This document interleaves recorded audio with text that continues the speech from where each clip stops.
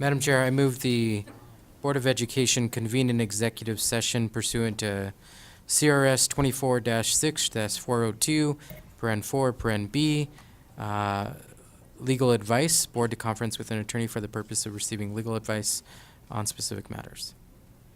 Can I have a second, please? Second. Madam Chair, the specific matters, what does that include? Where's the attorney? That's all it says. So, Is it talking about the superintendent's evaluation? Is it talking about publicizing the plan for biliteracy education? Is it talking about, that I don't know, but we will go in, and when we go in there, we'll find out. If you know, so can, Madam Chair, I object to our having executive sessions illegally, convened illegally like this. I've mentioned it before, and we owe it to the public. well, Mr. Hyde, Dr. Can I Hyde, finish my statement? quickly, please. And in terms of efficiency, I come here meeting after meeting, we go into an executive session, and I don't have a blind clue as to what we're talking about until I get into our little closet.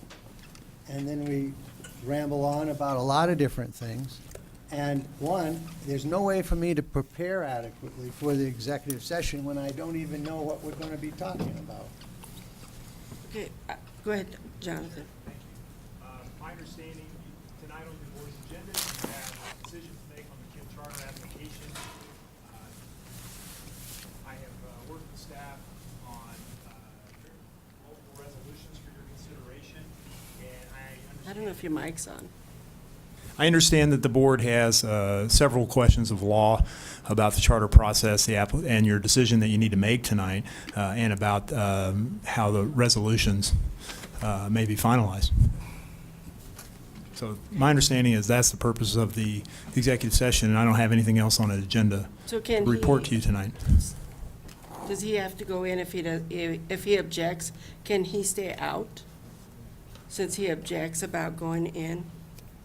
He doesn't, Dr. Hyde, you don't have to participate in the executive session if you don't want to. The board, if the votes are there and the board properly convenes it, it's been noticed, and the reason for the executive has been clearly stated. So that's up to you. That's your personal prerogative. Sure. I don't believe it has been clearly stated with any specificity.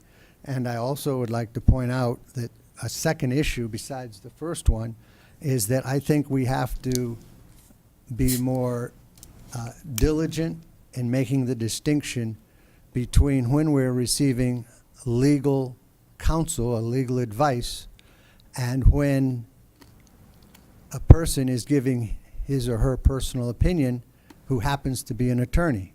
And I'm sure, Mr. Farrow, you would be the first to agree with me that not everything that you utter constitutes a legal opinion or a legal advice. And going forward, I think we need to be really careful of that, because if we are not going to stick to that, then I don't believe the umbrella of confidentiality applies to any of us. Can I have a roll call, Monica? Dr. Hyde? No. Mr. Moreno? Aye. Mrs. Quintana? Aye. Mr. Lula? Aye. Mr. Tony? Aye.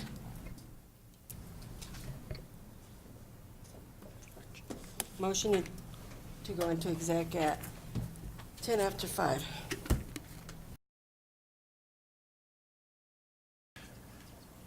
I'd like to call the meeting, this meeting to order at 6:46 p.m. We stand for the Pledge of Allegiance. I pledge allegiance to the flag of the United States of America and to the republic for which it stands, one nation, under God, indivisible, with liberty and justice for all. And a moment of silence.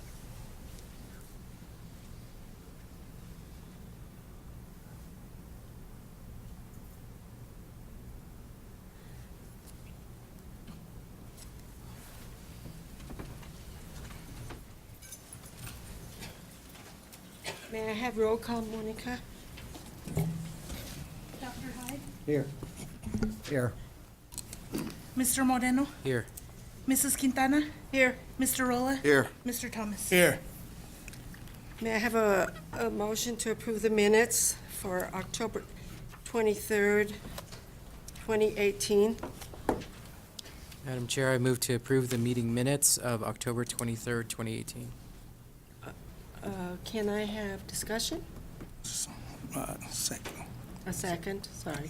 Second, approve the minutes for Madam Chair, October 23rd. May I have any discussion? If none, Monica, roll call. Dr. Hyde, Aye. Mr. Moreno, Aye.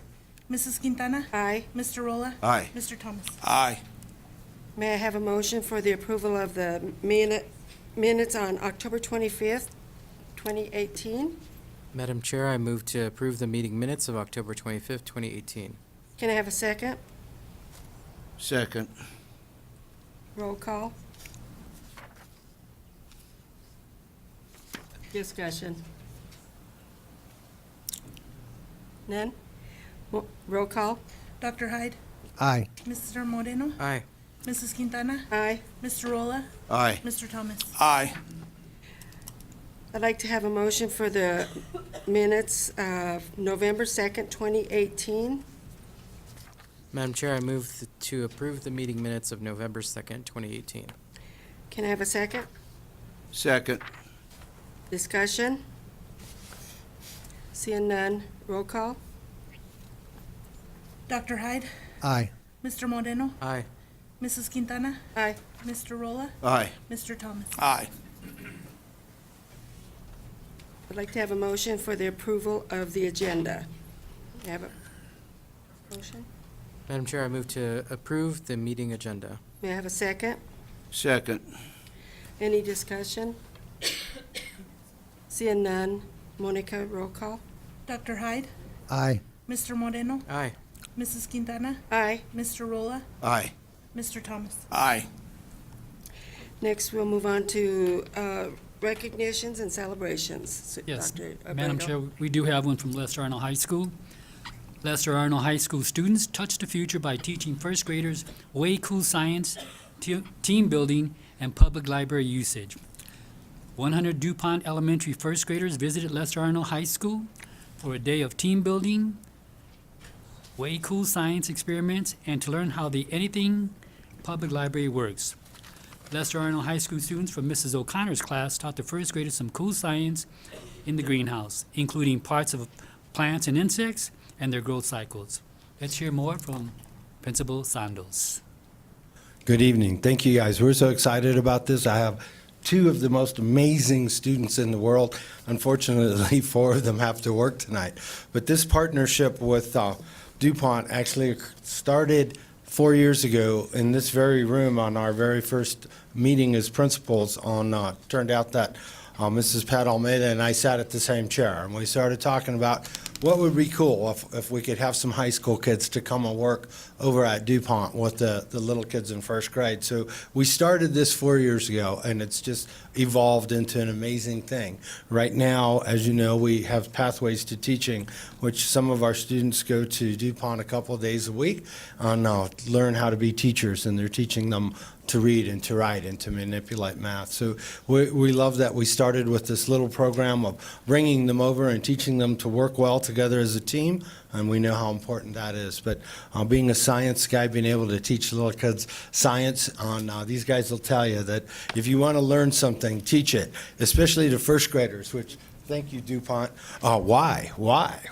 And then you have to come up with every answer in the world. And then they also found out that some of these little guys acted just like they do. And so they've become a lot better students for it. And we'd like to believe that we're offering a great service for DuPont as well. Dr. Hyde was there and got to see some of the neat things. I got to do colloids. I didn't put that in the thing, but to teach children in the first grade the difference between a solid, a liquid, and a gas, and how those go back and forth. It was a lot of fun, and the pictures that we had to show me up to my ears with colloid stuff, and what a great experience, and thank you for allowing us to work in this awesome district. You guys want to say something? They've done enough teaching. When you're a senior at Lester Arnold, you must log 10 hours of community service, and we can't think of anything better than to work with our own students in our own community. So, thank you. Thank you. Take a picture, Tom. Yeah. Would you like to say anything, the young people? Would you like, they like to say anything? Nothing? Paul, they have certificates. first graders, believe it or not. Well, we want to take a picture with y'all.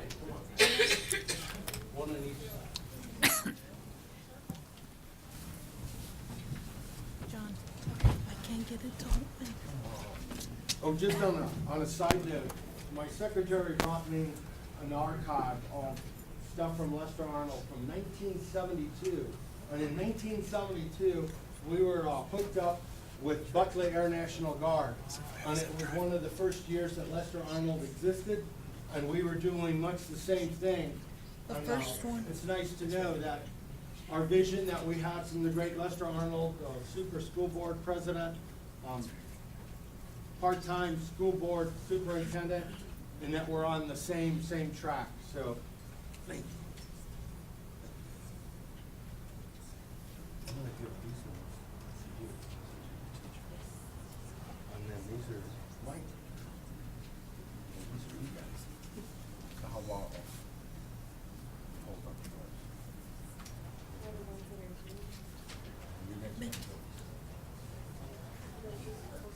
Just hold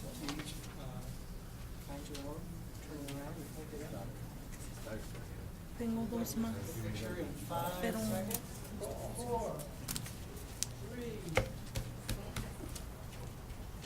I'll give you two more. You can straighten out the, it's wonderful. Ready? Looking right here, please. 1, 2,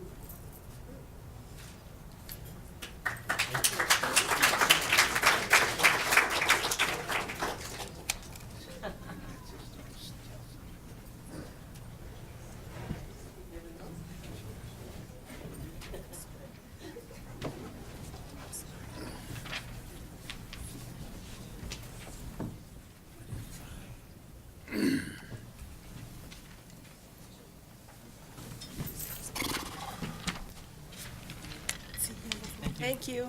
Thank you. Should have their pens up there. Excuse us, we still have night school to go do. and Okay. Close that school up, I'll get this guy home. Thank you. Are there any more, Dr. Brago? No, that's all we have. Okay. Next, we're going to go on to community comments. And I think if you filled out the paperwork, you read all the BEDH about our policy, no names, no negative, you know. So the first one I want to call up. Oh, and don't give just give your name, no phone number, no address, no nothing like that. Okay, I have Kristen Gilmore.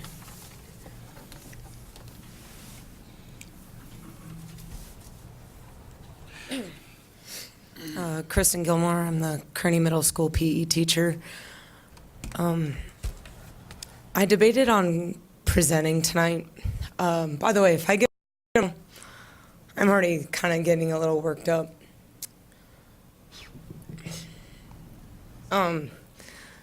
Sorry. I think most of you that know me, you know my dedication. Oh, sorry. Once it starts, it starts. Oh, no one even knows what it's really about. I know, but we got you. I've been in the district for 7 years, and I give 100, Jesus. Just don't cuss. I had it all worked out, too. All right, I give 100% of my time and effort, and, jeez, I'm not getting paid for what I'm doing. My issue is the internal sub pay. The month of September, I covered 35 hours 35 hours in the month of September. Now, by the way, this has nothing to do, I have nothing against my admin, my secretary. They are not the problem. I don't know what the solution is, but I'm getting emotional because when I put in 35 hours to cover during my plan time to cover classes that aren't being covered by subs because we don't get subs in the district, I was looking forward to the pay that I thought I was going to get. 35 hours equaled $700. But when I get less than half of that, it affects me because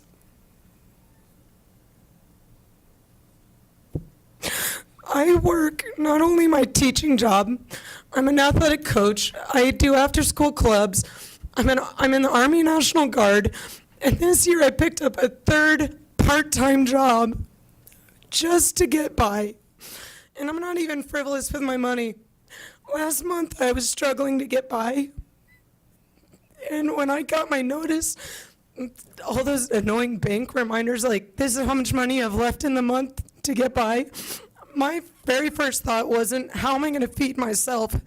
My very first thought was, I can't buy the stuff that my kids need.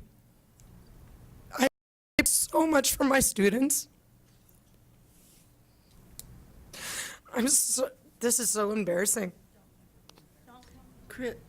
But I just want you all to know how much I love this district. I absolutely do. I don't understand finances. I don't understand the big picture. But I really don't think internal sub coverage should be on our salary because half of that $700 was taken out because of taxes and deductions. Why is it not a separate stipend? I was so motivated in the month of September to cover because I knew it was like a separate paycheck. Now I'm not motivated to cover. I only cover when our secretary says it's my turn. Something has to be fixed with getting subs in our district. I'm so sorry to go over time, sorry to get emotional. I didn't want you all to see that side of me. But it's all for the kids. Kristen, well, let me have someone get with you on this, Definitely. okay? Madam Chair, can I say something? Yes, you may. Superintendent, who's over the teachers? I'm sorry, what was the question? Who is over the teachers? Who are the teachers? It's in the department. Who is her direct line of supervision right now? Is that person in this building? Is that person in this room right now? Yeah. If that person is in that room right now, that person needs to take this young lady out in that hallway or in this room right here and get her information and find out why, how come tonight. And I need to find out We have those people here. and give her tomorrow morning, she should have an answer. Well, What's going on? Let's have the department head discuss it with Kristen, because she knows it better than we do, and her department head would know it better. Right, but So- who is It would probably be Dr. Mr. Patterson. who Isn't she over secondary? She's over everything, but and who? right now specifically would be Mr. Schwartz. Okay, well, Mr. Shorts is right here. Mr. Shorts is going to take care of her. So Mr. Shorts is going to answer her questions. He's going to get back with her. And Mr. Shorts will get back with us to have it in our Friday updates to let us know what the problem was so we can fix it as a board to find out if we can, how to improve it. Because the finances should be two separate issues. That should be two separate checks.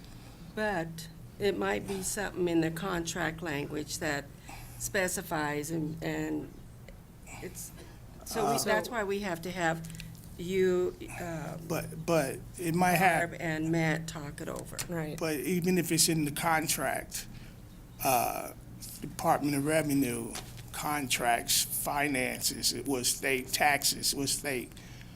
this is her stipend for what she getting the 140 a day for, will be a separate check compared to her regular base paycheck.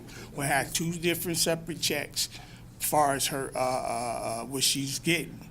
That's two different checks she's supposed to be getting if she's subbing. That's two different issues, not supposed to be combined on one check. I think we Yeah. need to have Kristen, you, Yeah. Mr. Schwartz, and the HR or Yeah, finance yeah. talk I over. meant to give you a lot more data or some more information. I'm sorry I got so emotional.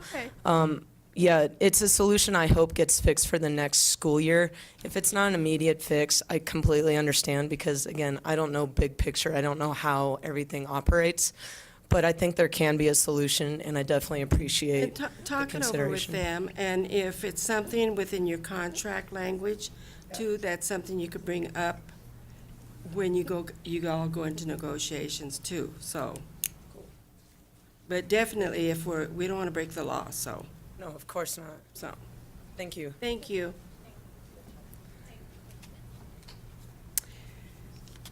Next, I have Sharon Rain? Did I say it right? Ronnie? Ronnie. My name is Sharon Ronnie. I am a native of Adams County. I am the youngest of 8 who graduated and attended Adams County schools. I'm very concerned about what's going on in Adams County in terms of education. I want to let all of you know that I've been to several meetings about what's going on in Adams 14, and I just want to let you and the community know that this isn't your fault. I think the education system in Adams County has been broken for a very long time. I also believe that it's time that we get all of the elected officials in Adams County who are in office and going to be running, that we get them involved and we get businesses involved. There was a meeting in Westminster for the North Metro School Districts, August 29th. And 3 of the superintendents told these businesses in the chamber that they can't do it alone. The education system in Adams County is broken. The foundation of our county is broken. It cannot be solved in this room. It cannot be solved from the State Board of Education, the Colorado Department of Education, the superintendents, and the teachers union. It cannot be solved at that level because that are the same people that allowed this system in our county to fail. We need all of you to collectively reach out to all of the people who are running for office and in office to support our kids. We need elected officials who are talking about our kids and not about the adults.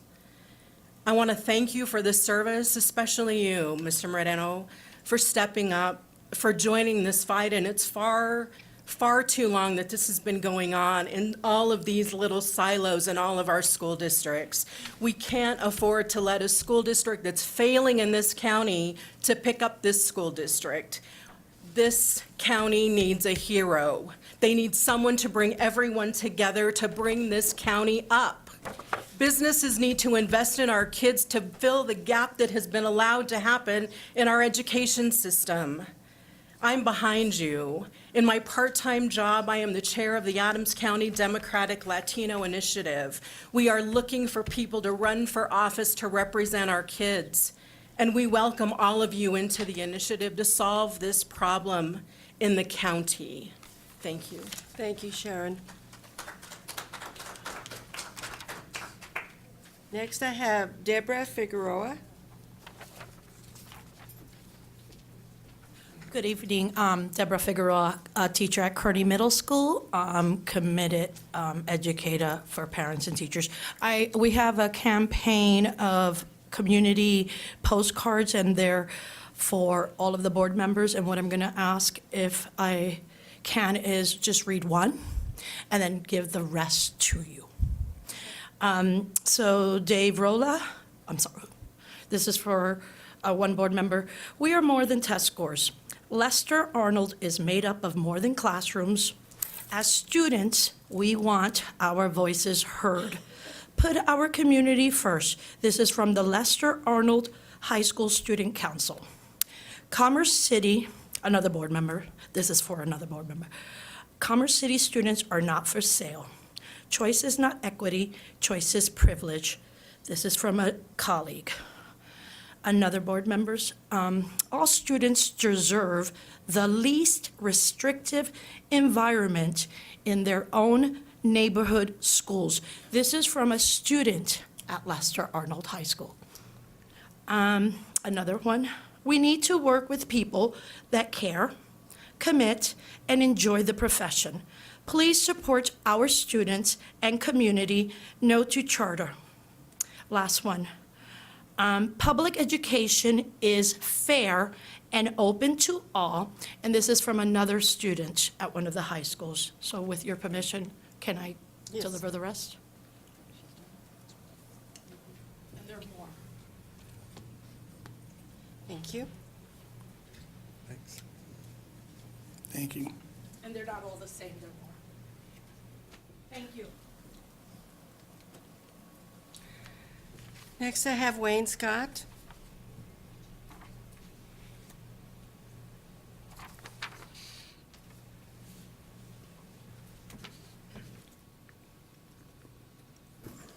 Good evening, President Quintana, board members, and Superintendent Abrego. I come today to talk to you about your charter school resolution. I'm Wayne Scott, Director of the Colorado Classified School Employees Association, AFT 6186. I'm a lifelong member of Adams County and grew up just outside of your school district boundaries here and live just to the north now. So this district is important to me. It's considered part of my home. I wanted to speak to the charter school issue and let you know that student achievement in charter schools and what the research says. So as a whole, research suggests that academic effects in charter schools are at best mixed, varying by research method, state, district, subject, grade level, and individual schools. National studies have said that on average, charter schools had no significant impacts on student achievement in math and reading. Basically, they're the same as all other public schools, some good, some bad, on average about the same. As you well know, I'm sure you know, the State Review Panel has said this district does not have the leadership capacity to effectively manage authorization of a charter school at this time, and we agree. That said, AFT is not against charter schools. We support charter schools. In fact, was AFT president that first mentioned in 1988, Albert Schenker, that brought charter schools forward. His idea was to allow teachers to innovate and to be empowered. Charter school system isn't quite that now, but we can help you build a good charter school system, and we do. And we'd be more than happy to work with the district later on at a different time in your life and in the district's life to support that issue. At this time, it's not the right time. It's not that silver bullet. What we do believe is that community schools may be the silver bullet. Both the AFT and the NEA endorse community schools as a real solution to districts, urbanized districts, and low-income areas. We believe that we could bring that forward and help you with it. We've supported it in other districts, and I know this isn't necessarily the time, but we'd be glad to come forward in the future and talk to you about community schools. We think that may be your silver bullet. That said, I have a couple handouts, and I'll give them to your secretary, one on the report on charter school achievement that I just talked about, and one which is just a rudimentary thing on community school. Thank you for your time. Next, we have Guillermo Serna.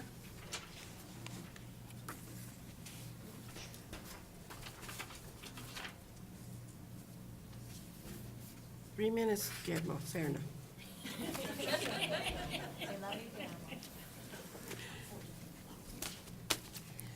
Look at yourselves right now. Why are you up there?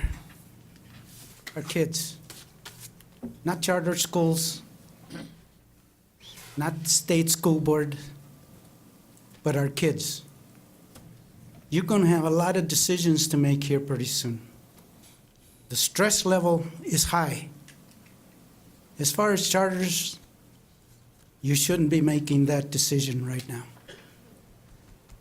Public schools were built to educate those that do not have the opportunity at the higher level, the elite.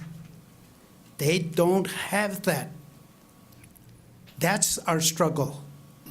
That other superintendents and other state board members, I haven't seen them in the district at all.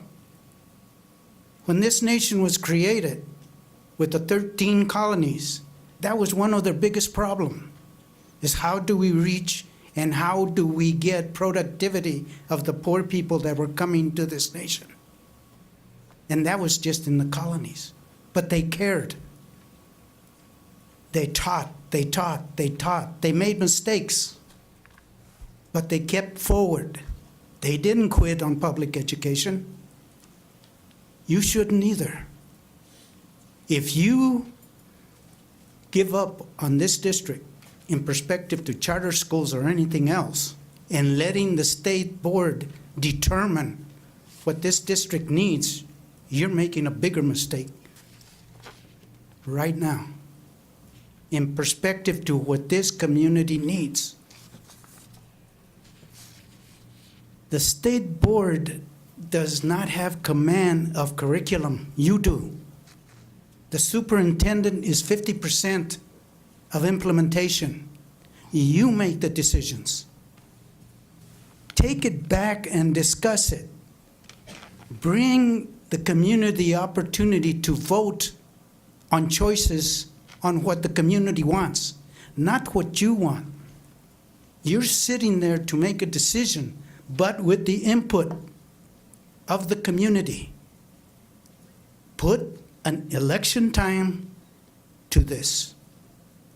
Don't let this district become a state example, because if this district goes down, so does Pueblo, so does the western slope, so does the north, and they're ready. Charter schools are ready.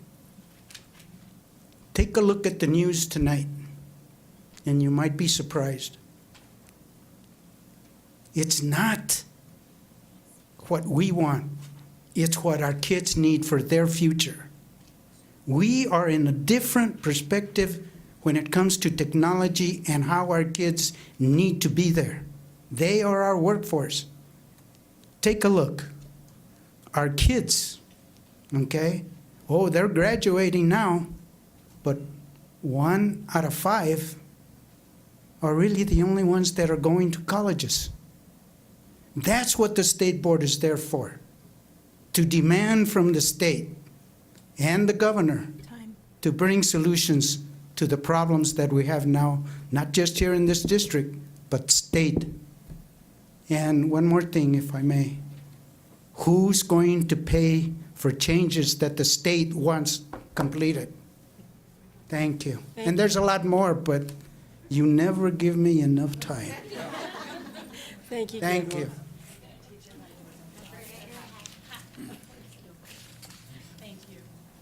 And now we'll turn to superintendent's report.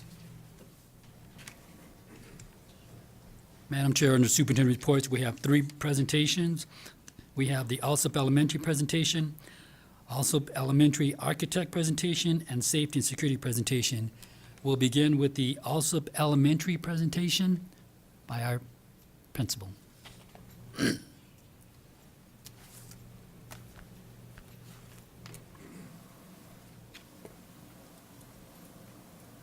had to shut down, so give me a second.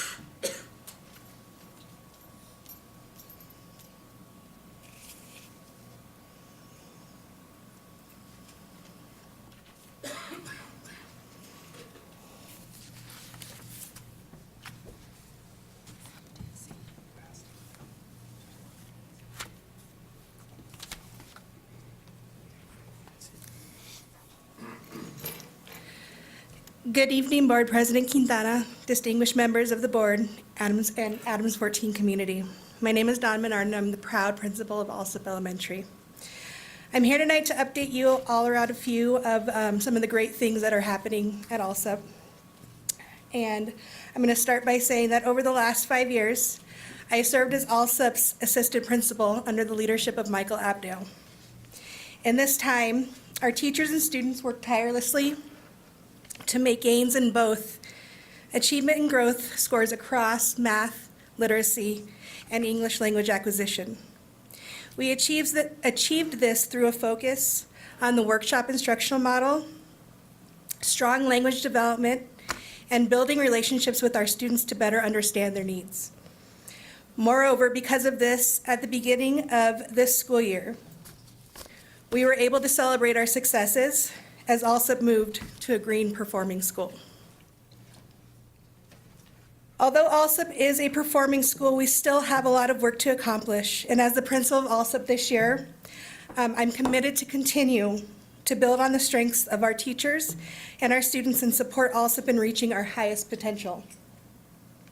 At ALSUP, our vision is to engage, collaborate, and grow. And through our mission, we will provide an inclusive, safe, and challenging learning community that develops the whole child through collaboration, individualized instruction, and a focus on social-emotional learning. As an ALSUP family, we partner with the community to prepare our students to become productive citizens, and we ensure that every child is well equipped to meet the challenges of future education, career, and community involvement. So as you walk around ALSUP today, you'll see many of these critical factors already happening at our school. For example, we have 2 extremely successful learning labs. We are lucky enough to serve approximately 16 students on the autism spectrum that have a wide range of needs. Yet these students continue to grow and thrive as they transition to and from their general ed classrooms throughout the day. We also have opportunities where our students get to enjoy some STEAM education. We have a growing population of gifted and high-achieving students, and currently we hold the district title of Battle of the Books Champions. Through our before and after school enrichment clubs, we offer different opportunities for students to try on new activities or hobbies such as color guard, Girls on the Run, Taekwondo, art club, or Lego club, just to name a few. And we hope to continue to expand these opportunities for our students. Another part of ALSUP that I am so proud to spotlight are our amazing parents and community members. We are fortunate enough to have a group of parents that give their all to help make our community events shine. So recently we held our 8th annual Fall Festival and had over 1,100 people in attendance. We also recently had 2 fun and engaging community events, Muffins with Moms and Donuts with Dads, in which our cafeteria was packed with families and lots of love. And throughout this year, we invite you to take part in lots of our other events that will be happening. We have the Turkey Trot and our Wellness Day happening next week.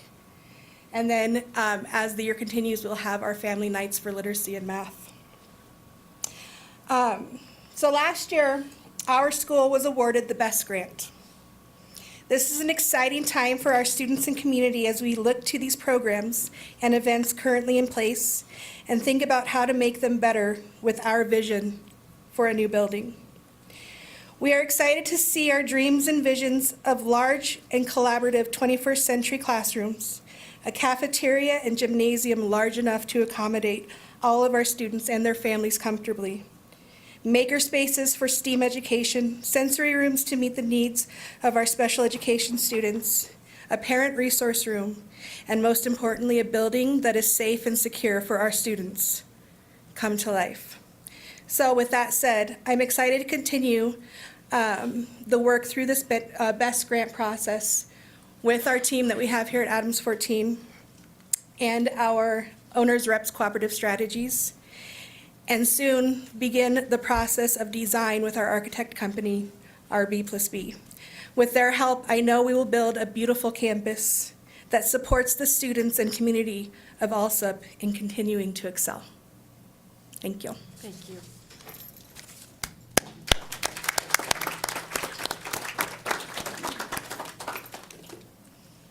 Thank you.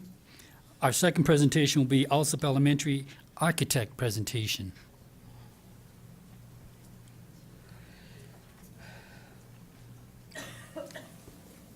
Well, thank you so much, distinguished members of the board, for inviting us here once again just to get to know you and be part of your community and to share a little bit about who we are.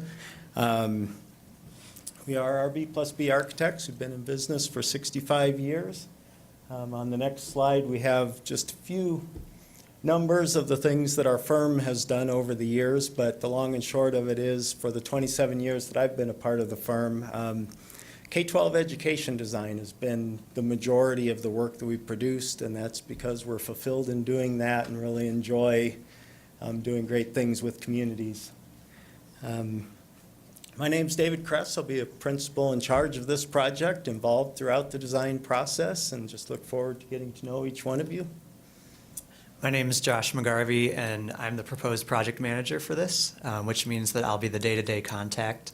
And I work directly with the community, as well as all the engineers and other designers on the team, and Dawn and her staff. And I'm excited to work on this with you as well.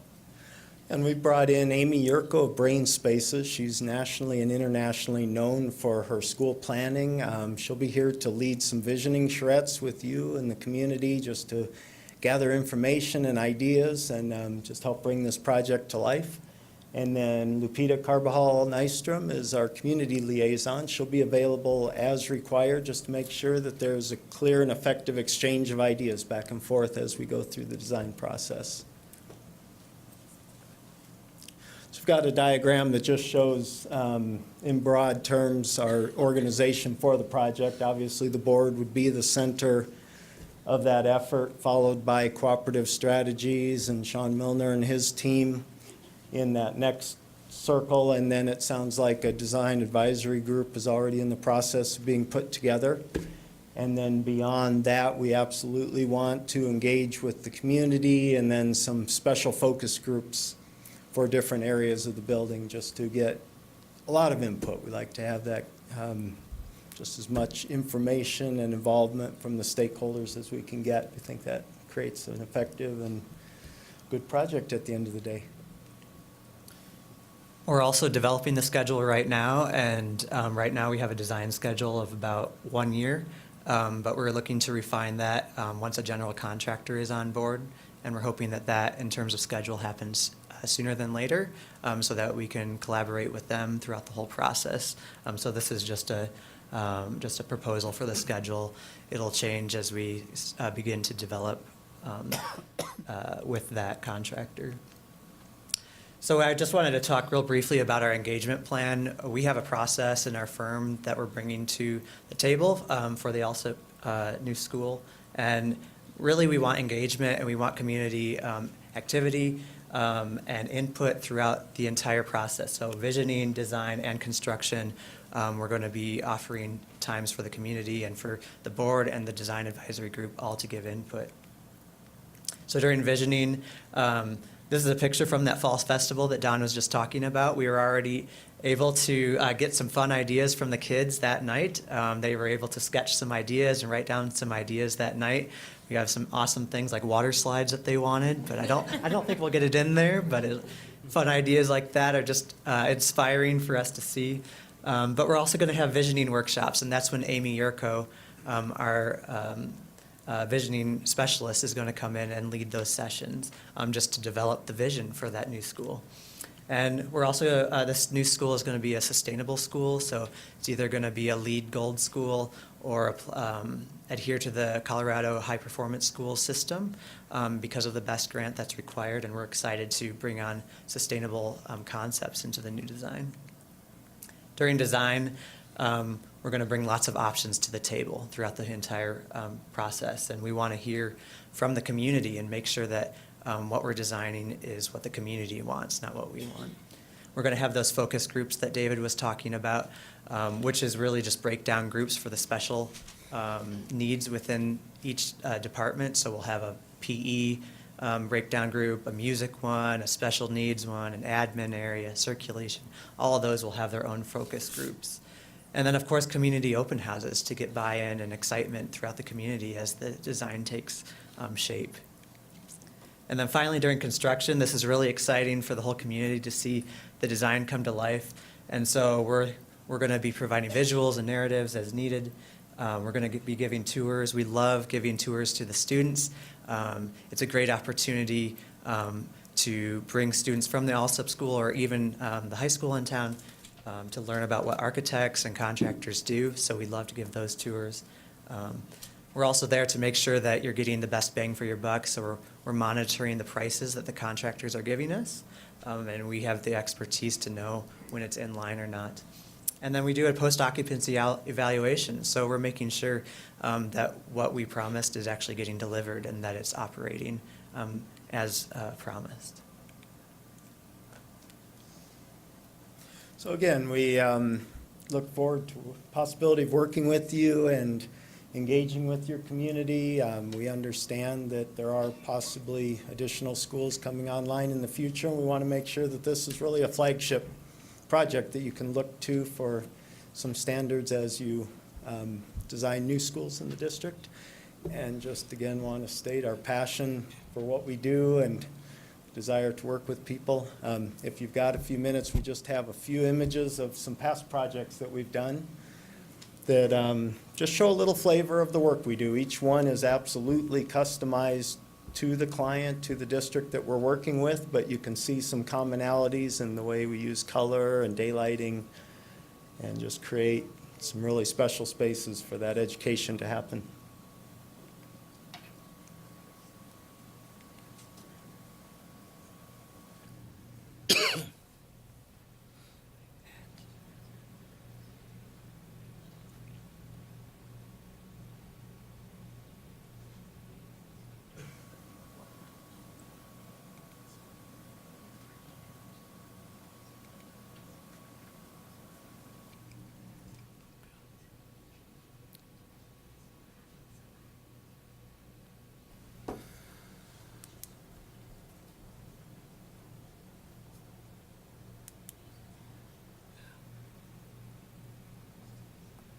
This is our firm. We look forward to working with you. Thank you so much for your time.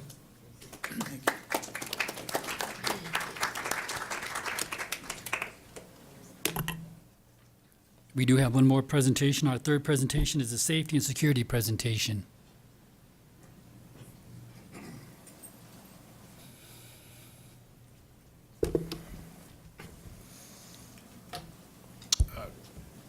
Excuse me. Good evening. My name is Jim Shefflin. I am the new school safety and facilities supervisor for District 14.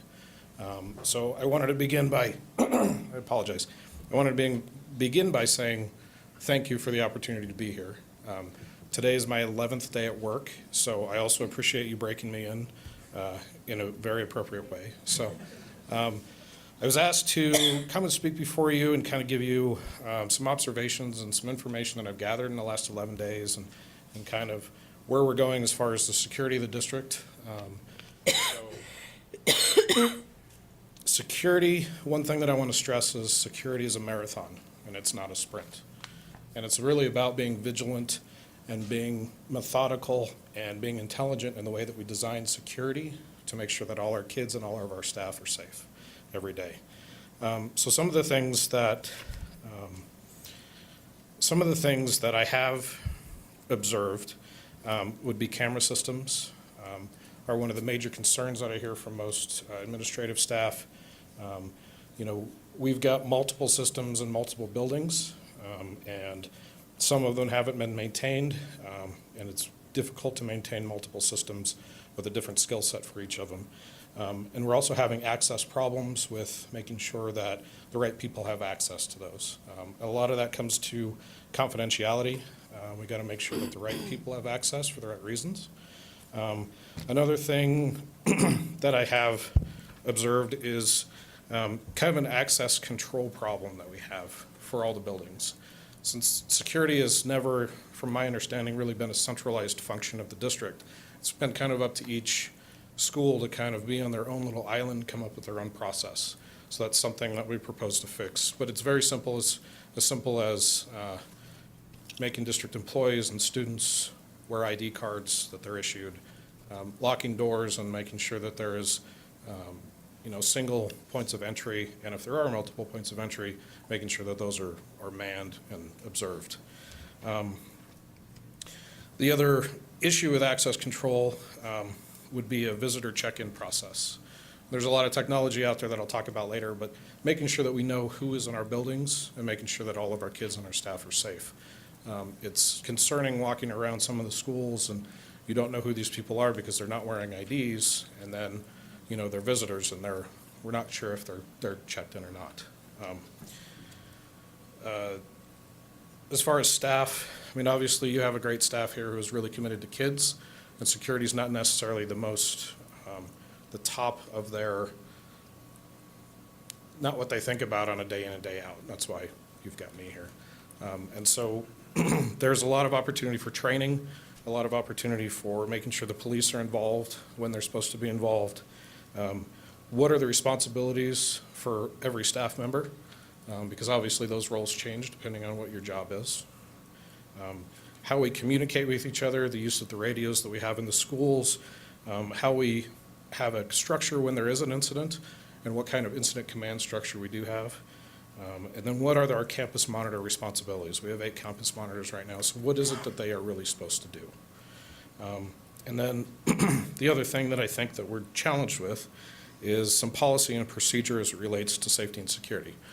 We don't necessarily have district-specific emergency plans in place. We kind of fall under the umbrella of Adams County and Commerce City. What can we do to make sure that reunification takes place should an incident happen, and what are the expectations for campus monitors and administration?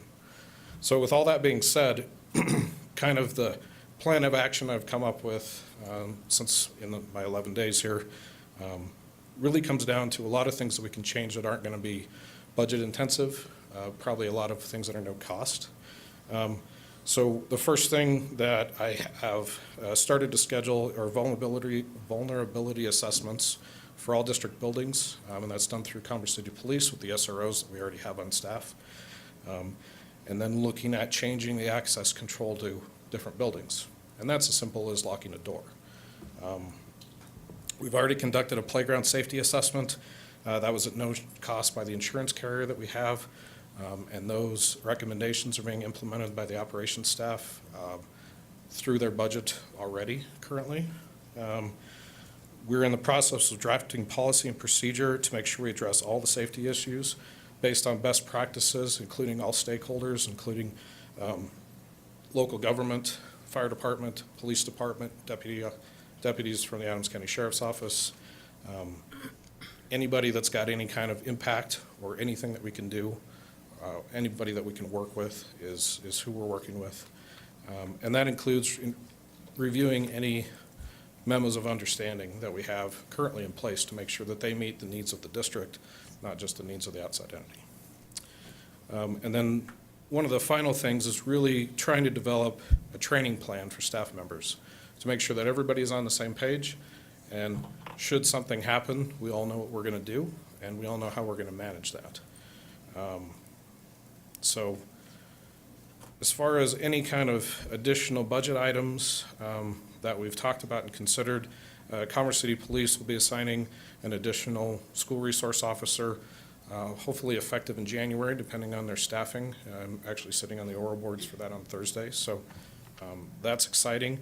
That's already been budgeted in this year's budget, so we do have a budget surplus for that.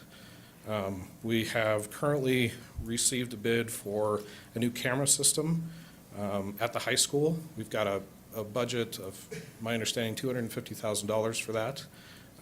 And that is something that we are trying to make sure we're going to pick the right system, something that we can build on, and something that we can expand to every building in the district.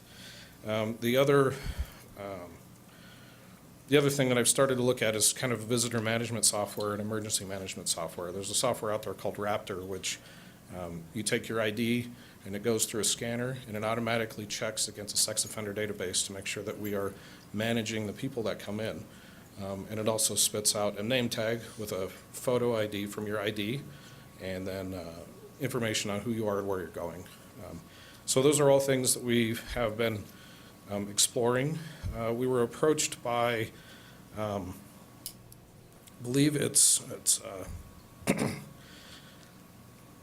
a private company, a public-private partnership for a pilot program. And what this pilot program does is uses law enforcement and school data to really kind of quantify a preemptive threat assessment on kids. Kids that maybe need intervention, kids that may be at some point a threat to school if they're not given support they need. So we've been in contact with them. It does a couple things. It really strengthens our work with law enforcement.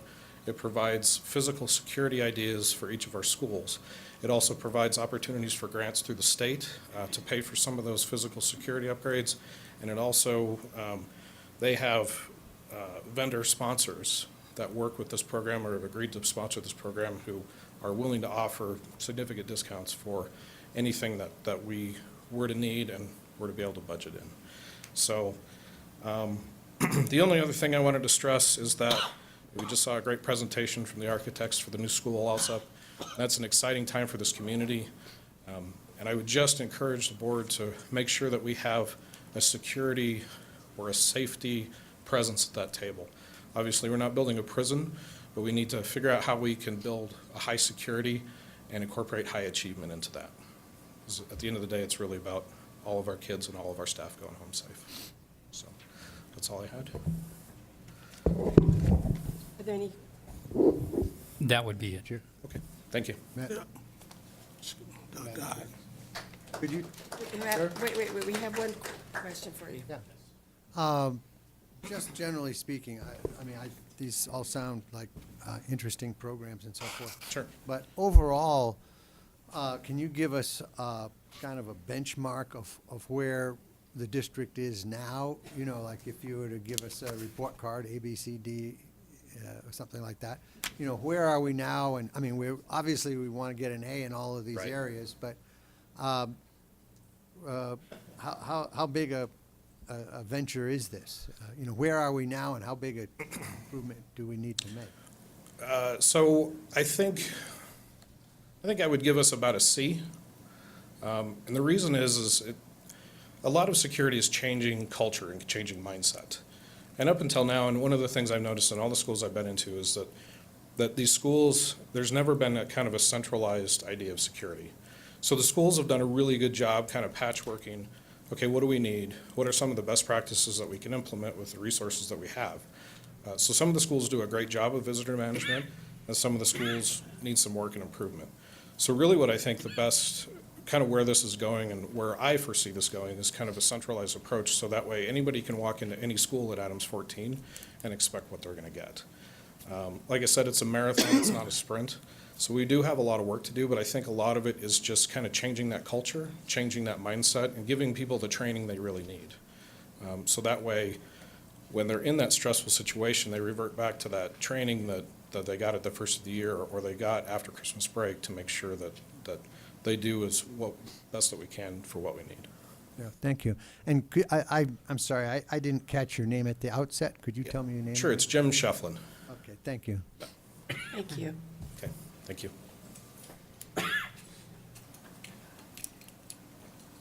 Okay, now we're going to go on to routine items. Personnel, 1.1.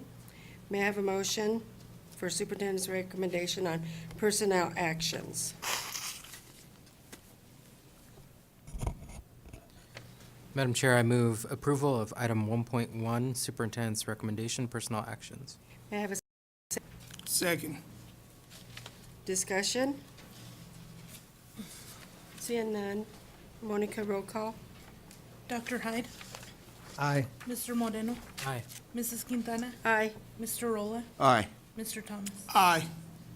Going on to business policy, 1.1, superintendent's recommendation, but for policy JICDE-revised, second reading adoption, bullying prevention and education. May I have a motion? Madam Chair, I move for the approval of item 1.1. May I have a second? Second. Discussion? Monica, roll call. Dr. Hyde? Aye. Mr. Moreno? Aye. Mrs. Quintana? Aye. Mr. Rolla? Aye. Mr. Thomas? Aye. Moving on to 2.0, grants. 2.1, superintendent's recommendation, approval to apply for funding from the Colorado Department of Education's Building Excellent Schools Today program grant for Adams City Middle School. May I have a motion? Madam Chair, I move for the approval of item 2.1. May I have a second? Second. Any discussion? Seeing none, Monica, roll call. Dr. Hyde? Aye. Mr. Moreno? Aye. Mrs. Quintana? Aye. Mr. Rolla? Aye. Mr. Thomas? Aye. Moving on to 2.2, superintendent's recommendation, approval to apply for funding from the Colorado Department of Education's Building Best Excellent Schools Today program, grant for Central Elementary. May I have a motion? Madam Chair, I move for the approval of item 2.2. May I have a second? Madam Chair, second for item 2.2. Discussion? Seeing none, Monica, roll call. Dr. Hyde? Aye. Mr. Moreno? Aye. Mrs. Quintana? Aye. Mr. Rolla? Aye. Mr. Thomas? Aye.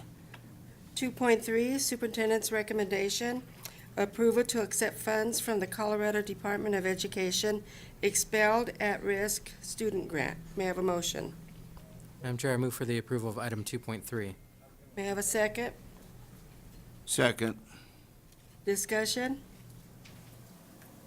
Seeing none, Monica, roll call. Dr. Hyde? Aye. Mr. Moreno? Aye. Mrs. Quintana? Aye. Mr. Rolla? Aye. Mr. Thomas? Aye. Going on to other, 3.1, superintendent's recommendation, approval to contract with Adams County Head Start to provide preschool programming for students in Adams 14 School District. May I have a motion?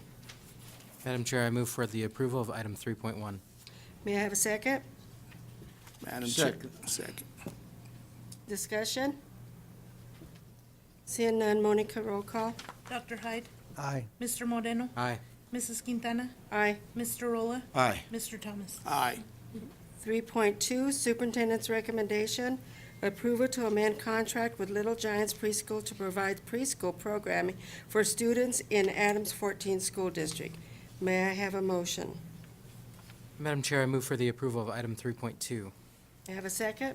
Madam Chair, second for 3.2. Discussion? Madam Chairman,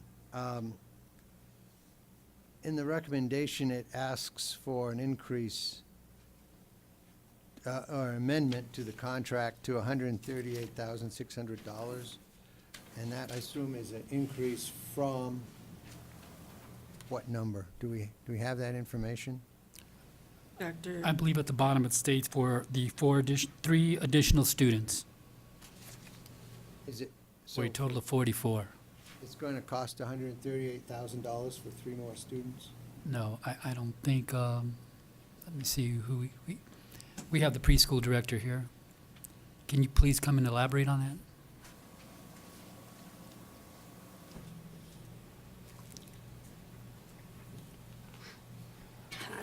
Hi. So the 3 additional students are at a half-time PPOR, which is about $4,000 per student. So it takes the number up to 138 for the total contract. So it was 124 before, plus or Yeah. minus? Okay, gotcha, okay. Thank you. May I have roll call? Dr. Hyde? Aye. Mr. Moreno? Aye. Mrs. Quintana? Aye. Mr. Rolla? Aye. Mr. Thomas? Aye. 3.3, superintendent's recommendation, approval of in-state overnight travel to Colorado Springs, Colorado by Human Resource Director on December 7th and 8th, 2018. May I have a motion? Madam Chair, I move for the approval of item 3.3. May I have a second? Madam Chair, second 3.3. Discussion? Seeing none, Monica, roll call. Dr. Hyde? Aye. Mr. Moreno? Aye. Mrs. Quintana? Aye. Mr. Rolla? Aye. Mr. Thomas? Aye. 3.4, superintendent's recommendation, approval to contract with RB&B Architects, Inc. as the district's architect/engineer for Alsop Elementary and the BEST grant. May I have a motion? Madam Chair, I move for the approval of item 3.4. May I have a second? Madam Chair, second 3.4. Discussion? Monica, roll call, please. Dr. Hyde? Aye. Mr. Moreno? Aye. Mrs. Quintana? Aye. Mr. Rolla? Aye. Mr. Thomas? Aye. 3.5, Superintendent's recommendation, approval to form Design Advisory Committee for the new Alsop Elementary School. May I have a motion? Madam Chair, I move for the approval of item 3.5. May I have a second? Madam Chair, second 3.5. Discussion? Seeing none, Monica, may I have a roll call? Dr. Hyde? Aye. Mr. Moreno? Aye. Mrs. Quintana? Aye. Mr. Rolla? Aye. Mr. Thomas? Aye. 3.6, Superintendent's recommendation, approval to contract with the Savio House to provide educational and therapeutic interventions for students with severe behavior needs for the 2018-19 school year. May I have a motion? Madam Chair, I move for the approval of item 3.6. May I have a second? Madam Chair, a second for 3.6. Any discussion? Seeing none, Monica, roll call, please. Dr. Hyde? Aye. Mr. Moreno? Aye. Mrs. Quintana? Aye. Mr. Rolla? Aye. Mr. Thomas? Aye. 3.7, Superintendent's recommendation, approval of all out-of-state field trip by Kearney Middle School students to Moab, Utah on May 20th through 21st, 22nd, 23rd, 2019, and their fundraising efforts. May I have a motion? Madam Chair, I move for the approval of item 3.7. May I have a second? Madam Chair, second 3.7. Any discussion? Madam Chair, I'd like to ask if we have anybody from Kearney that, or I guess I'd like to know who's the person that's responsible for putting this reading program together and this reward package? Hi, my name is Taylor A. DeWitt. I'm a teacher at Kearney. Okay, well, I think this is a great idea. Thank you. And I just wanted to know, can you just in kind of 25 words or less, or maybe a few more, but tell us how you link the reading program to the rewards, the Moab reward? Yeah, so this is our 11th year doing this program, and students start in August, and they have to be the top 50 readers in our school. And so right now we have 109 that are all competing for the spot to 50 spots that go. And then what they read transfers into hours, and then that is how they get the spot to go on the trip. So is there an equalizer for a child who reads well and a child who struggles to read? Is there any kind of a equalizing factor, if they read age-appropriate material? I mean, it's the number of books they read or how many pages or? Yeah, all based on minutes, so not Minutes. necessarily in regards to what level they're reading at. Okay, yeah, okay, thanks. I think it's a great idea. Thank you. Thank you. May I have roll call, Monica? Dr. Hyde? Aye. Mr. Moreno? Aye. Mrs. Quintana? Aye. Mr. Rolla? Aye. Mr. Thomas? Aye.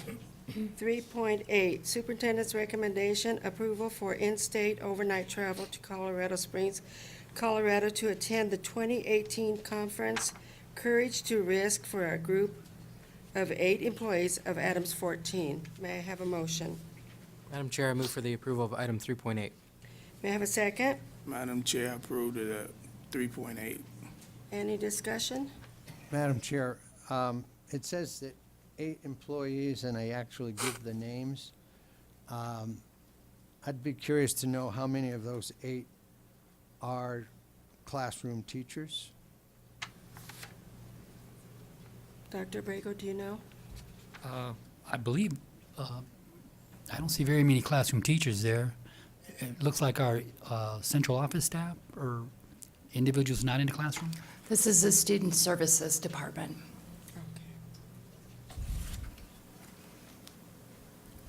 So it's your whole department? Mhm. Okay.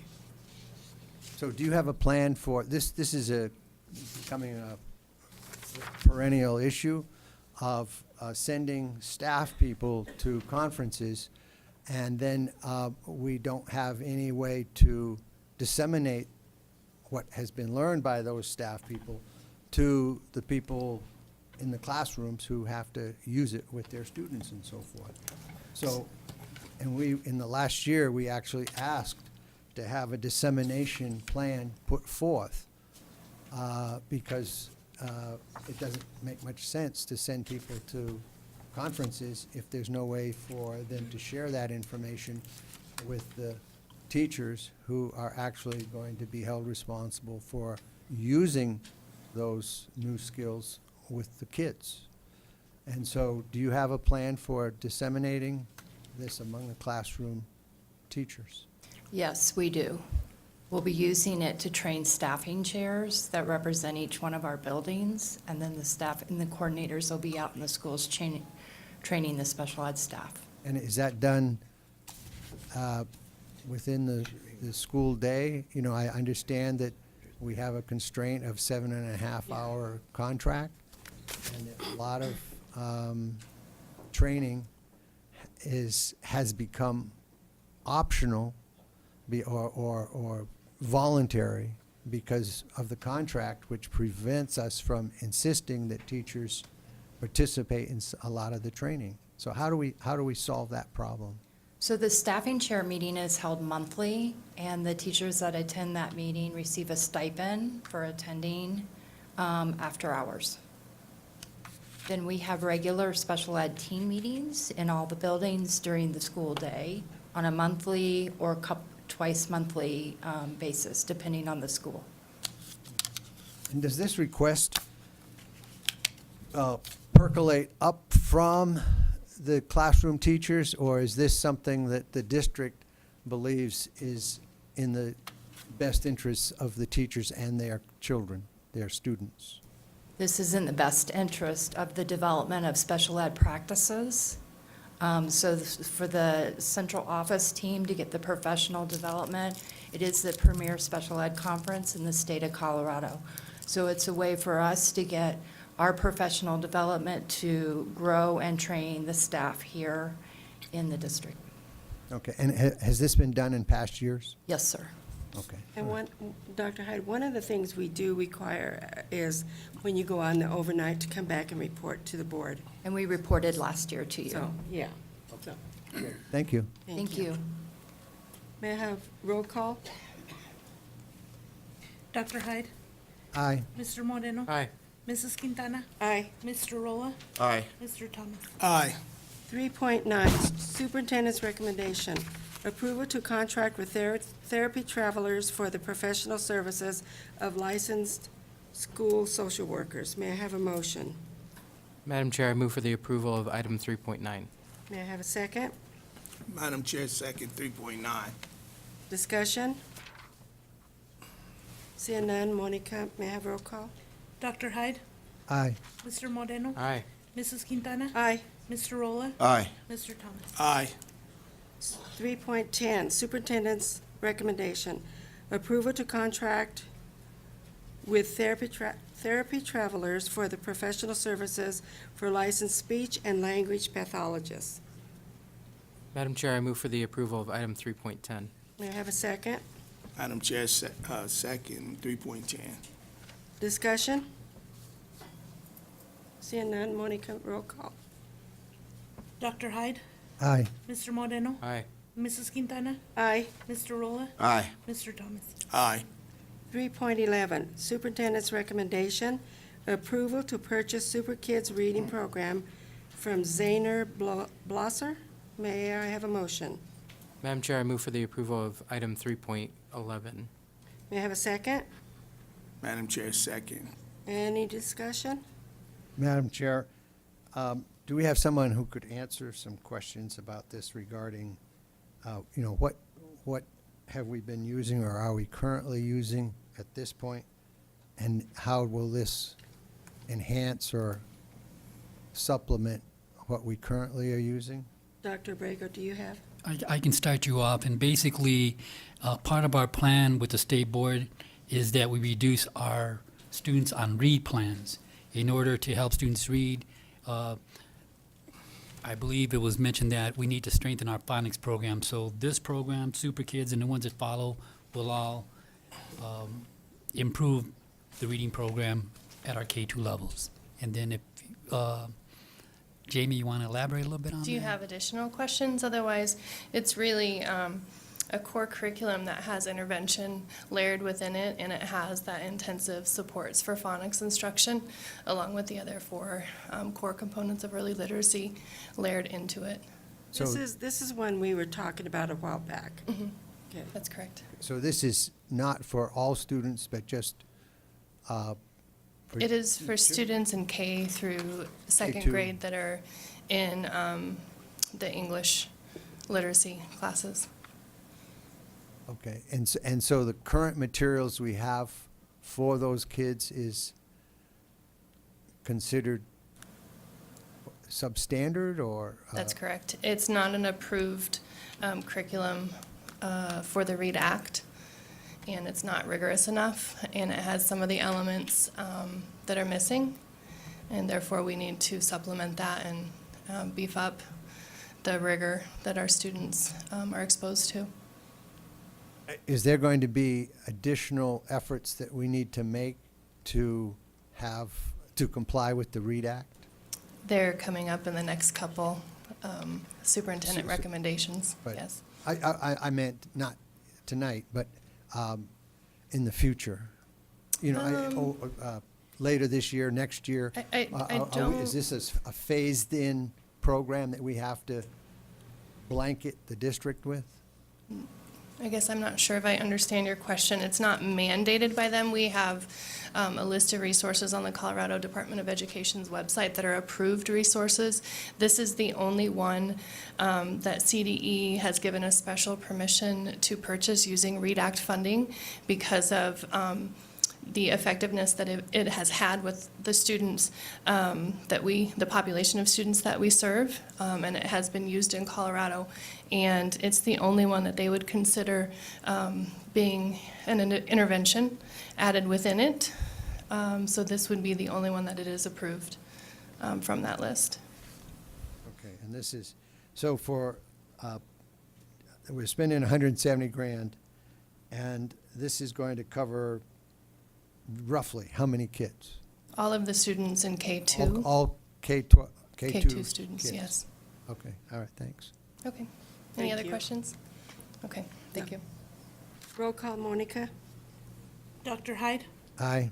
Mr. Moreno? Aye. Mrs. Quintana? Aye. Mr. Rolla? Aye. Mr. Thomas? Aye. Moving on to 3.12, Superintendent's recommendation, approval to purchase intervention resources from Valley Speech Language and Learning Centers. May I have a motion? Madam Chair, I move for the approval of item 3.12. May I have a second? Second, Madam Chair, 3.12. Any discussion? Seeing none, Monica, may I have roll call? Dr. Hyde? Aye. Mr. Moreno? Aye. Mrs. Quintana? Aye. Mr. Rolla? Aye. Mr. Thomas? Aye. 3.13, Superintendent's recommendation, approval to purchase intervention resources from Zahner Blauser. May I Madam have a Chair, motion? I move for the approval of item 3.13. May I have a second? Madam Chair, second, 3.13. Any discussion? Seeing none, Monica, roll call, please. Dr. Hyde? Aye. Mr. Moreno? Aye. Mrs. Quintana? Aye. Mr. Rolla? Aye. Mr. Thomas? Aye. 3.14, Superintendent's recommendation, approval to purchase intervention resources from Voyager Sopris Learning. May I have a motion? Madam Chair, I move for the approval of item 3.14. May I have a second?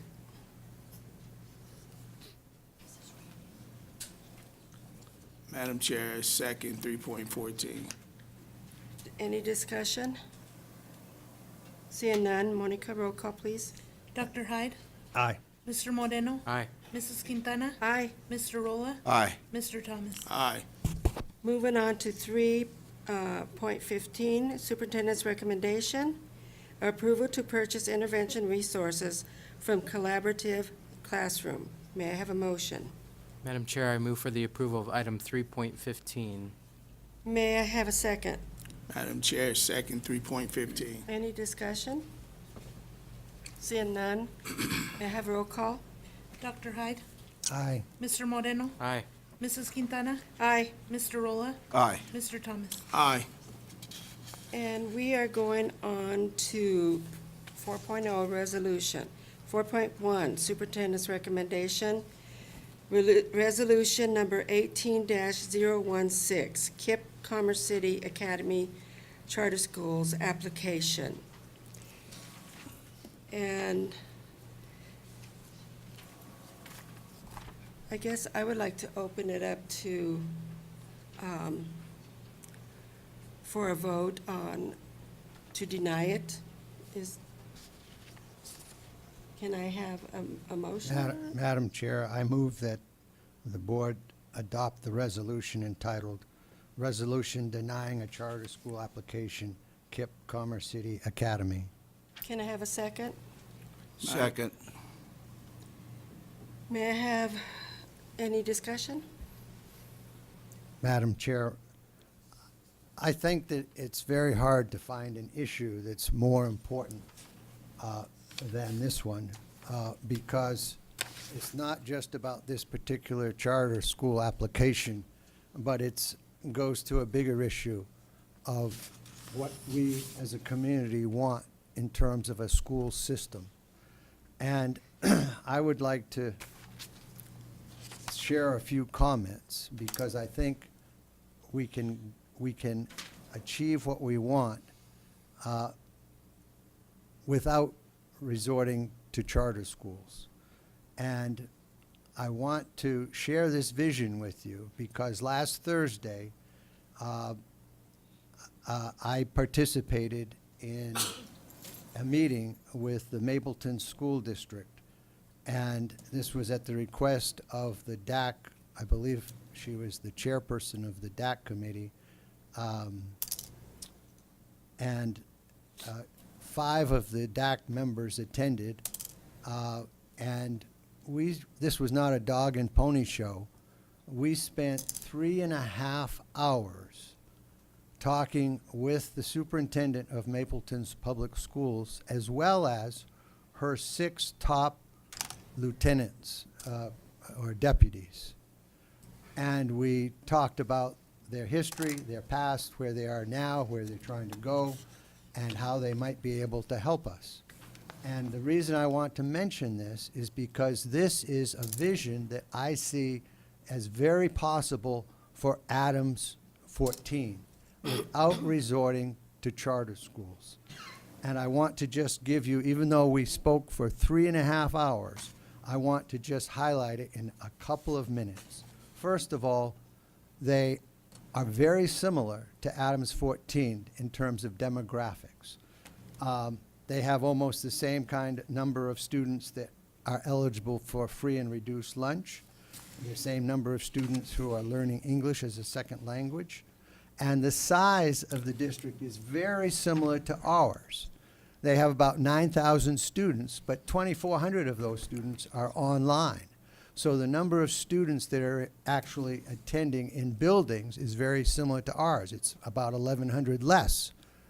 But they have several more schools than we do, because what they did is in 2001 specifically, they were in dire straits. 50% of their seniors or high school kids did not finish high school, did not graduate. Half. They said, we've got to change this. And they got together with the community, and they essentially came up with 2 major principles. One of them is called small by design. They wanted to break up the large monolithic high school, and they did, into several smaller high schools. The second principle was they said, we want to be a district of choice so that parents and families can choose what type of a school their child is going to go to. And I want to show you, this is what they handed out, but they have a welcome center. And when a family comes in to sign up to go to school, they are told that they have choices. And these are the choices. They have a flyer for each one, English and Spanish. And at the high school level, they started with 3 choices. And here they are. They have a Mapleton Expeditionary School of the Arts. They have a Mapleton Early College. They have a Global Schools, which is actually pre-K 3, 4 through 8, and 9 through 12. They have a Big Picture College and Career Academy. They have Academy High School. And they have York International School. And then they even have a North Valley School for Young Adults, similar to what Lester Arnold does here in Adams 14. So there are a lot of choices. Now, I'm going to come back to that because I have heard some comments from some of my colleagues regarding how smoothly that works, and I want to touch on that. But you can say, you know, how well does this work? Having this all cut up like this and giving them choices and lots of little schools. One measure is the ACT scores for the whole district, not just, you know, the whole district, went from 14 to 19. That's a 36% increase across the board. Another measure of how well it works is that the community is thrilled with the schools they're getting. How do we know that? In 2016, they passed a bond issue. You all know, we all know how difficult it is for schools to get bond issues passed these days. Mapleton passed it for $150 million, all to be spent on new schools, new programs, maintenance, and so forth. That is and this is from a district that's about our size. Can you imagine if we had $150 million to play with to promote education? I want to address in closing 3 comments that I have heard from my colleagues on the board. And it was unfortunate that others couldn't have participated in this because this was some of the most valuable 3.5 hours I have spent in the last year I've served on this board. One question was about transportation. You know, how well does that work? It works very well. And I'm not going to go into the details unless somebody queries me on it. But I specifically asked them that question because I had heard a question of concern from a fellow board member. And the answer was that it works very well. They have a nexus of schools, excuse me, and the buses go from school to school. So if you live on one side of town and you want to attend a school on the other side of town, all you have to do is get to your local school, and then they transport you to the school of your choice. The second thing is there was a question from a staff person here in Adams 14 who said that he was concerned whether the Mapleton School Board would buy into the notion that the superintendent was going to be spending a bit of time helping us out. And I specifically asked her point blank, and she said just the prior night that the board had met and discussed that, and that she had the full backing of the board as well as all of her senior staff to undertaking this additional responsibility. Not to take over our district, but to help us get to where we want to be. And the third point, again, was raised by a colleague on the board, was trying to coordinate sports after schools. And that was initially a problem several years ago. And so they got together and they said, we'll put some time limits on when school closes, and then we will have buses available to transport kids from, let's say, 5 or 6 high schools to the Skyview main campus or practice field so that they could all practice together. So even though the kids go to maybe 5 or 6 different schools, they all play for Skyview under one banner, one name, one district. So I can tell you more about it, but those were the key things, the key questions that I had heard from other people, and I wanted to convey that information. But so here is a success story that was as dire as we were in terms of performance and so forth, and they turned themselves around. And I believe that Adams 14 can do the same thing. Thank you. Any, Senator Moreno? Thank you, Madam Chair. I've gone back and forth on this issue more times than I can count. And I'll try to keep it brief, but I guess just do a little bit of a brain dump on all the things that I've been thinking about these past few weeks. First off, I want to thank Kip for submitting an application.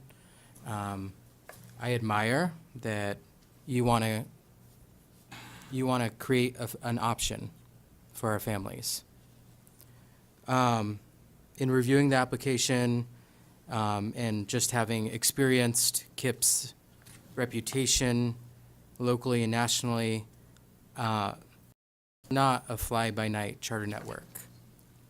I visited their schools multiple times. I've observed their classrooms, and they are doing great things for kids in their care. The application was thorough and comprehensive. Didn't answer all the questions that I had or the district had, but in my mind, it wasn't really anything that couldn't be reconciled. I think my biggest frustration with this issue is that we approach it in a manner in which it's ideological, that you're either pro-choice or anti-choice, or you're pro-charter or anti-charter. And I think we do a disservice to this discussion when we frame it in those terms. Instead, we should always keep our focus on what will ensure the best outcomes for kids. The pieces that I struggle with is the timing of the application. The district's about to embark on a complete reformation of our schools. And I see this application as a bit narrow and a bit isolated approach to the solution, not the comprehensive transformation that we so badly need. If there's one thing that has stood out to me throughout this whole process, and to be completely honest, it's that Adams 14 is not in a position right now to be a proper authorizer. We have our own struggles. We have trouble overseeing our own schools. And to add another school into the mix of responsibility is tough. And I'm not sure it's the right thing right now. So that's everything I've been thinking about. Not an easy decision. Appreciate the advocacy from all members of the community on this, the engagement that you've shown on this issue. I hope that engagement far lives past this issue because it's going to take all of us to improve our schools. Anybody else? So, Monica, may I have roll call, please? Dr. Hyde? Aye. Mr. Moreno? Aye. Mrs. Quintana? Aye. Mr. Rolla? Aye. Mr. Thomas? Aye. Resolution number 18-016, Board of Education, Adams County School District 14, Commerce City, Colorado. Resolution denying a charter school application, KIPP Commerce City Academy.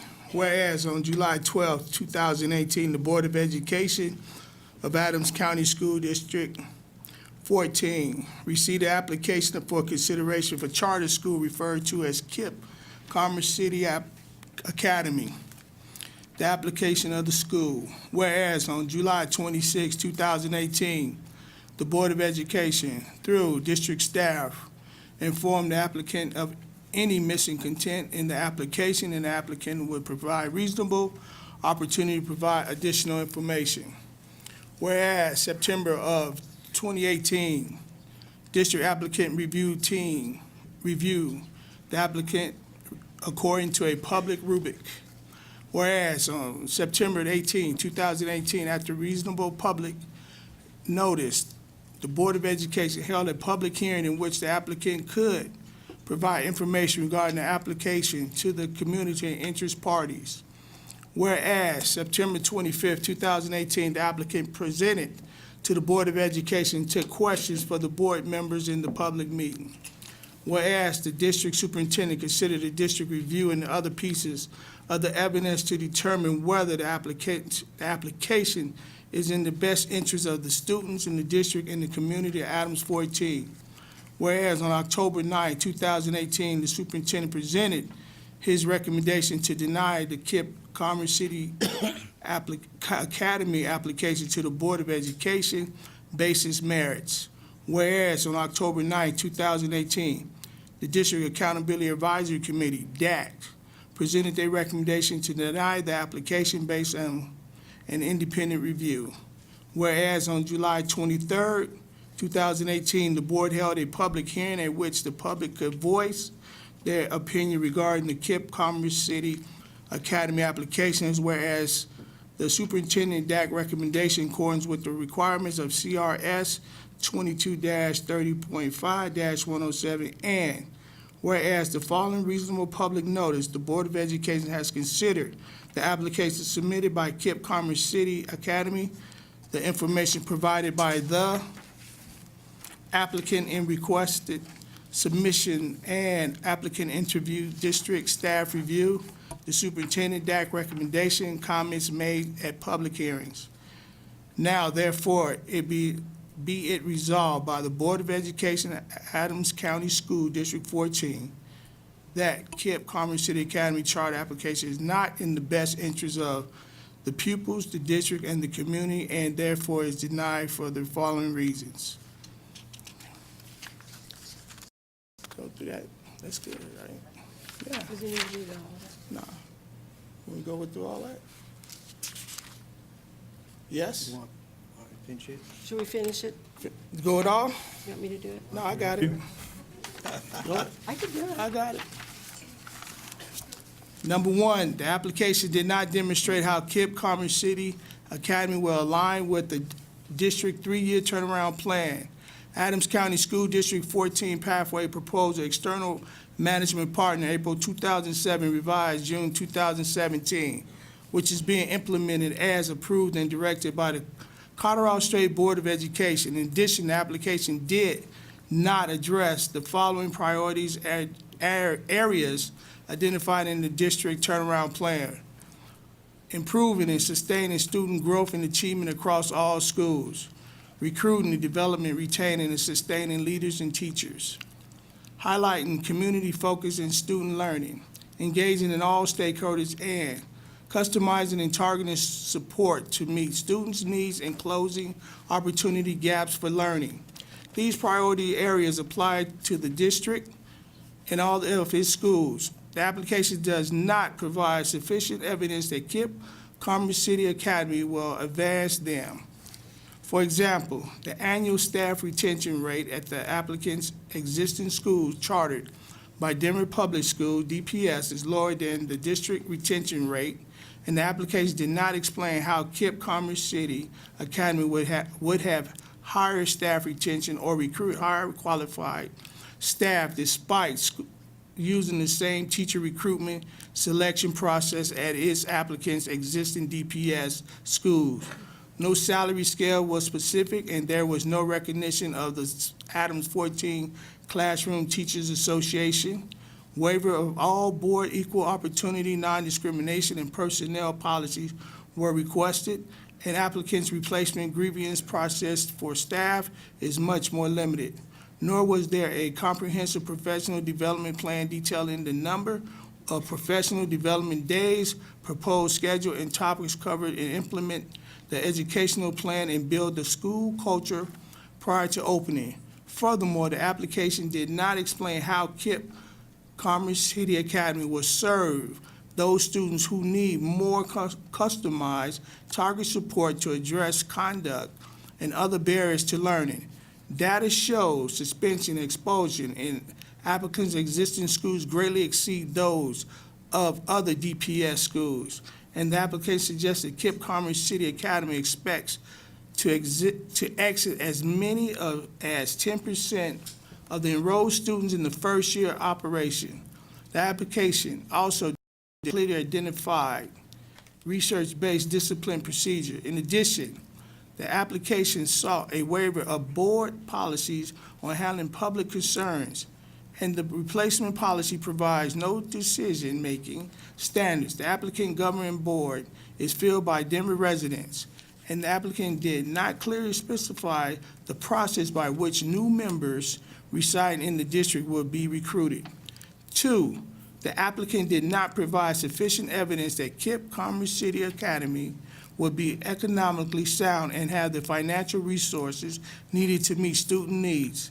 The applicant intends to rely on privately sourced grants, donations to open the school amount to $150,000 through the year 1, which have not been fully secured. If unable to secure the necessary fundraising, the applicant would have to increase class sizes and decrease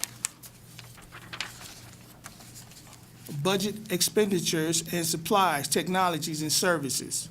The application also complicated student fees, but it lacked a clear description of how the budget students' fee revenue will be valuable with the target population. In addition, the insurance coverage limits specific in the application, which much lower than those recommended by the Colorado School District Self-Insurance Pool. 3, the application did not demonstrate sufficient evidence of capacity to serve English language learners as required by law and resolution agreement with the United States Office of Civil Rights, which amounts to approximately 55% of the district pupils. The application did not provide a detailed plan to ensure that all teachers are English language acquisition, ELA, Year 1 qualifier or on track to becoming ELA Year 1 qualified within 1 full school year of hire, and all teachers are ELA Year 2 qualified or on track to becoming ELA Year 2 qualified within 2 full school years of hire. In addition, the community values biliteracy, but the biliteracy program mentioned in the application was neither defined nor clear. The application also used the terms biliteracy, bilingual, interchangeable, calling into question the depth of the applicant's English language development planning. In addition, the applicant failed to specifically securely framework, scope, and sequence a clear benchmarks to monitor program effectiveness. 4, the application did not demonstrate sufficient evidence of capacity to serve students with disabilities as required by law, which amount to approximately 11% of district pupils. The application suggests that KIPP Commerce City Academy expects to serve a lower percentage of students with disability. The application did not clearly specify how KIPP Colorado Commerce City Academy would avoid misidentification, overrepresentation of student groups. Furthermore, the application described an inclusive model and commitment to education students in the least restrictive environment, but it did not fully describe the continuum of service that will be provided to meet the needs of all students, including those who, for example, are twice exceptional, have autism, are medically fragile, or have a severe emotional disorder. 5, the application did not demonstrate sufficient evidence of capacity to serve low-income students at risk of academic failure as required by law, which amount to approximately 87% of the district pupils. The 2 potential school locations listed in the application raise student safety concerns and will require transportation to be available option for students, but there was no detailed transportation plan, and even the estimated amount for transportation would exceed $90,000 per year. Although there was a pledge of individual service and supports to break down economic barriers, there were no defined protocols or decision-making standards for students who could not afford uniforms or school fees. Moreover, the application contained insufficient details around workforce readiness programs such as career technical education that will be available to students, such as evidence-established partnerships, a summary of description of programs, and long-term measurable goals. The report and recommendation referenced above included the turnaround plan, the applicant's submission, the superintendent, DAC recommendation, and all records of public comment are hereby incorporated into the resolution and made part of this official record. Adopted and approved the 13th day of November 28th.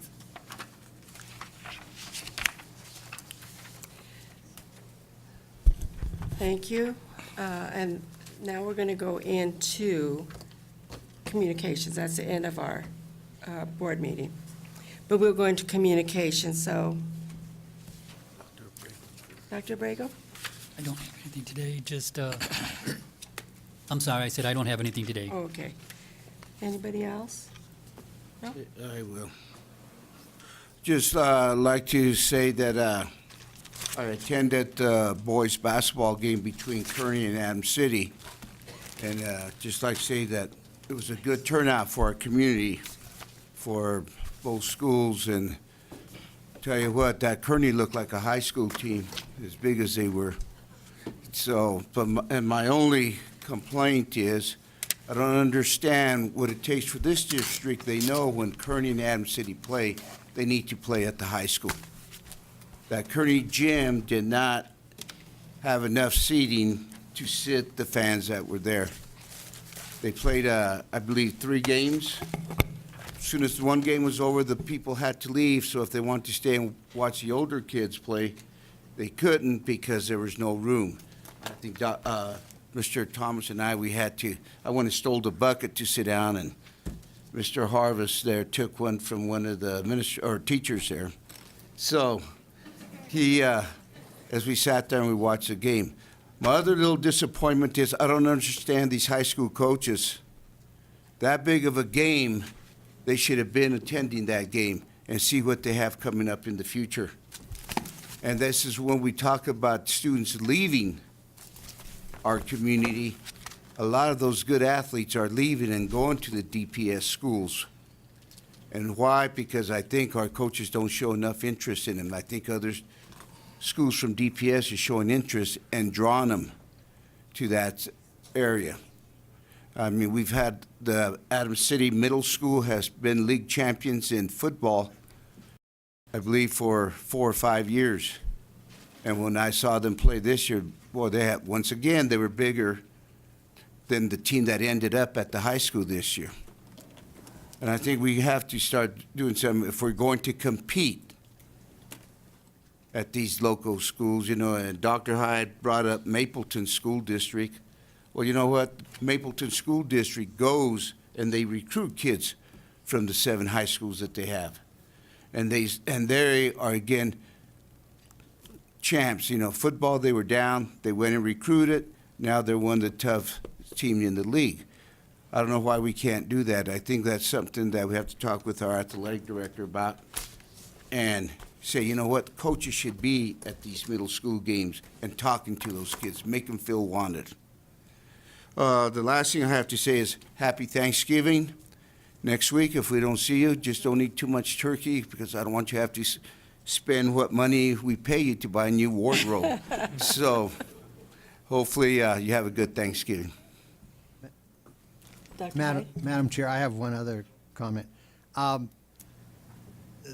just reviewed over the weekend the principal perception survey results, and I just wanted to point out one instance that I think is very encouraging, and that is the results for the principals at Rose Hill were among the best in our district.